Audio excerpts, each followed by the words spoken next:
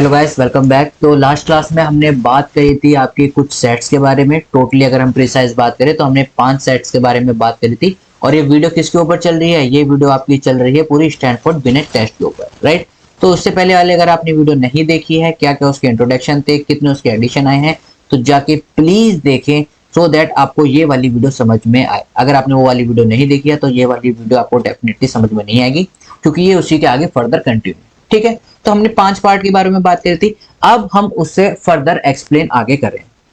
These area are cover by the 10 subset. अगर मैं उन 5 पार्टों की बात करूं, उसके बाद उन्होंने क्या कह रखा है कि these area are cover by the 10 subset that include activity measuring both verbal and the non verbal. तो हमारे पास सबसेट कितने हो गए? ये लास्ट में मैं रे डायग्राम बनाऊंगा तो आपको सारा कुछ समझ में आ जाएगा, राइट। तो ये जो आपके हो गए 5 जो सेट्स थे, उसके अंदर 10 आपके क्या है? सबसेट है। और ये जो 10 सबसेट है वो किसके बेसिस पर है? वर्बल और नॉन वर्बल के बेसिस पर है। For every verbal subset that is use their is a non verbal counter part across the factor. और जैसे कि हर एक वर्बल के लिए, हर एक वर्बल काउंटर पार्ट के लिए एक नॉन वर्बल क्या है? काउंटर पार्ट है, राइट। सो दैट कि if an individual can not go with the verbal test, he or she can go with the non-verbal test. Okay, same and the vice versa applied for the non-verbal test. तो यहाँ पर जब देखिए मैंने ऊपर यही 5 part लिए थे, राइट, फ्लूइड नॉलेज। उन्हीं 5 पार्ट को अब हमने किस में डिवाइड कर दिया? वर्बल और नॉन वर्बल में। फ्लूइड रीजनिंग को अगर मैं बात करूं नॉन वर्बल की, तो इसमें हमारे कौन से होते हैं? मैट्रिक्स टास्क होते हैं। मैट्रिक्स टास्क होते हैं जो आपको मैट्रिक्स सॉल्व करनी पड़ती है, राइट। अगर मैं वर्बल कंप्रीहेंशन या फिर वर्बल की बात करूं फ्लूइड रीजनिंग में, तो आपकी एनालॉजीज होती है। ओके, नॉलेज की अगर मैं बात करूं यहाँ पर, तो नॉन वर्बल की जब हम बात करते हैं तो recognise actually in the pictures, right.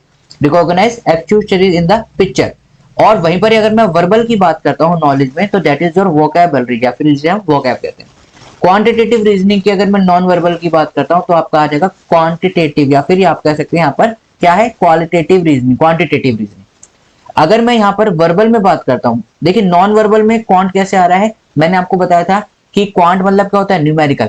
और न्यूमेरिकल में कोई भी आप वर्बल नहीं होते। Maths is more than a quant subject than the qual subject, right. यानी कि आप उसके अंदर थ्योरी नहीं लिखते हो, आप उसके अंदर क्या करते हो? उसके अंदर सॉल्व करने की कोशिश करते हो। तो जो आपका मैथ है ये क्या है? नॉन वर्बल सब्जेक्ट है। लेकिन आपका इंग्लिश सब्जेक्ट हो गया, हिंदी सब्जेक्ट हो गया, या फिर जो लैंग्वेज सब्जेक्ट हो गए, ये कौन से सब्जेक्ट होते हैं? ये आपके वर्बल सब्जेक्ट होते हैं। तो जब मैं बात करता हूं क्वांटिटेटिव रीजनिंग में वर्बल की, तो वर्बल क्वांटिटेटिव रीजनिंग। अब वर्बल क्वांटिटेटिव रीजनिंग कैसे होती है? जैसे कि अगर आप यहां देखोगे, मैं बात कर रहा हूं वर्ड प्रॉब्लम की। वर्ड प्रॉब्लम आई होप सबको पता हो, राइट। जैसे कि हम क्या बात करते हैं कि x is 5 centimeter taller than the y and y is 12 centimeter than the z. This is kind of the question comes in the category of the verbal quantitative reasoning. Next is your spatial, या फिर आप कह सकते हो visual reasoning. Non verbal में अगर हम बात करें तो फॉर्म बेस्ड टेस्ट होते हैं यहाँ पर, फॉर्म बोर्ड। और अगर मैं वर्बल की बात करूं तो यहाँ पर आपकी होती है position and the directions. Last आपका होता है वर्किंग मेमोरी में। अगर नॉन वर्बल की बात करूं मैं, तो ब्लॉक पैटर्न मेमोरी आपकी यहाँ पर आती है। और वर्बल में बात करूं तो यहाँ पर सेंटेंस मेमोरी होती है, right.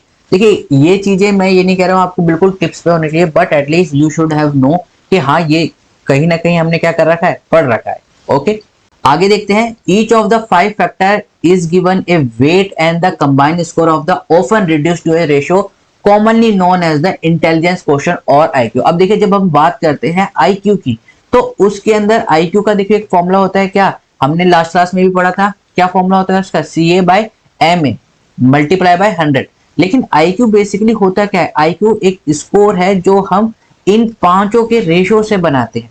Fluid reasoning, knowledge, quantitative reasoning, visual या स्पेशल रीजनिंग, और लास्ट आपका क्या होता है? Working memory. तो इन 5 बेसिस को रिड्यूस करके जो हम रेशियो निकालते हैं, that is your IQ. IQ किसकी टर्म में जब हम बात करते हैं? स्टैनफोर्ड बिनेट स्केल की, जो कि सबसे ज्यादा चलता है आपका। Okay, the scale score for the scores are the familiar profile score use in the other IQ measure with a mean of the 10, और जो HD रहता है वो 3 रहता है। ये थोड़ा सब पार्ट्स है तो इसको आप छोड़ भी सकते हैं, इसमें ऐसा कुछ इंपॉर्टेंट नहीं, ठीक है। बट ये यहाँ पर ये बताया गया है कि जो अलग 10 सबसेट है, यानी कि जो हमने यहाँ पर इन 10 सबसेट्स की बात करी है, इसका मीन क्या रहता है? 10 रहता है। और स्टैंडर्ड डेविएशन यानी कि कितना वेरी कर सकता है? वो रह सकता है आपका कितना? 3। The subset scores combine to form 4 type of the composite score. और ये सारे जो सबसेट अभी हमने बात करी है, ये क्या करते हैं? 4 type of the composite score बनाते हैं। अगर मैं बात करें, देखिए हमारे पास, अब देखिए यहाँ पर अब मैं इस चीज को यहां से ध्यान दीजिएगा, अब मैं यहाँ पर आपको पूरी समरी बता रहा हूँ। हमने 5 फैक्टर इंडेक्स पढ़े हैं, कौन कौन से 5 जो हमने अभी देखे हैं, fluid, knowledge, quantitative, visual, spatial और आपकी वर्किंग मेमोरी। 5 आपके क्या है, फैक्टर इंडेक्स है। 2 हमने डोमेन पढ़े हैं, डोमेन मतलब in the sense of verbal का में है और नॉन वर्बल टेस्ट होते हैं इनके। Brief IQ from the 2 subset, right, कि 2 सबसेट से हमने कौन कौन से, वर्बल सबसेट और नॉन वर्बल सबसेट से हमने क्या निकाली, उनकी आईक्यू निकाली है। और जब वो आईक्यू आती है तो उसे हम क्या कहते हैं, full scale IQ. I hope now आपको समझ में आ जाए। और अब ये देखिए, ये सारी चीज आपको यहां पर आई होप अच्छी तरीके से समझ में आ जाएगी। सबसे पहले होता है आपका फुल स्केल आईक्यू, यानी कि जो कंबाइन स्कोर आईक्यू होते हैं।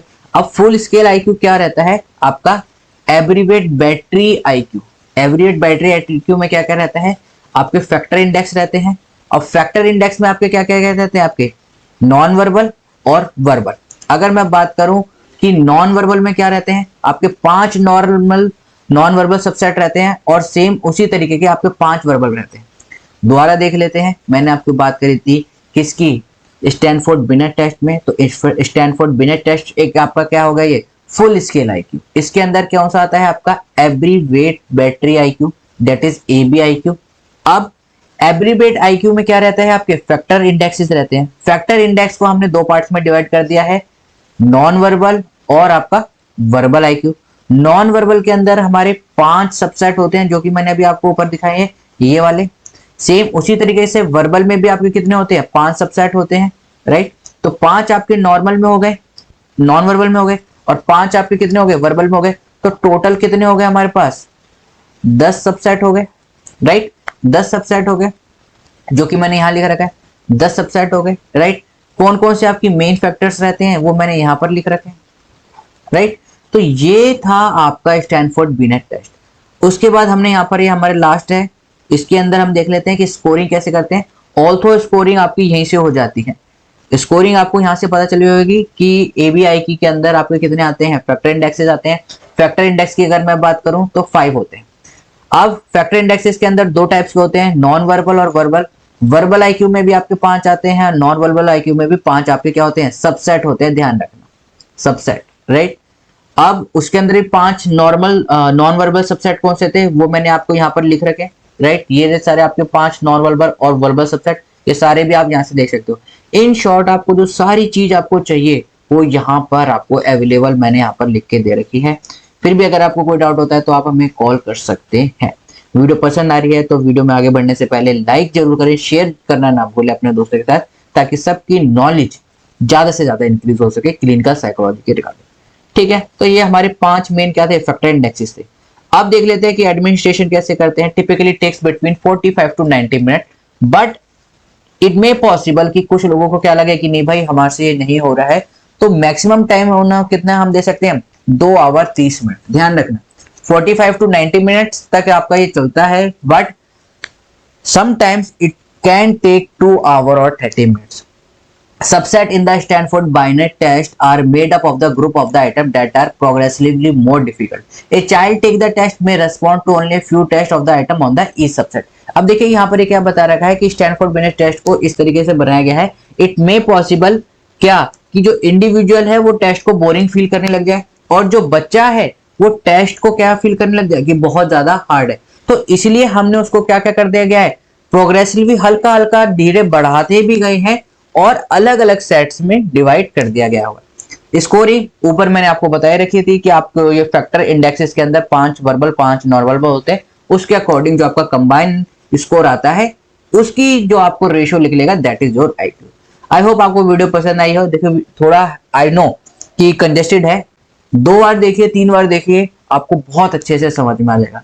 तो मिलते हैं in the next video, till then keep smiling, keep got the knots of memory. This is caffeine shot, have a great day, thank you all of you, wish you very good luck for the exam।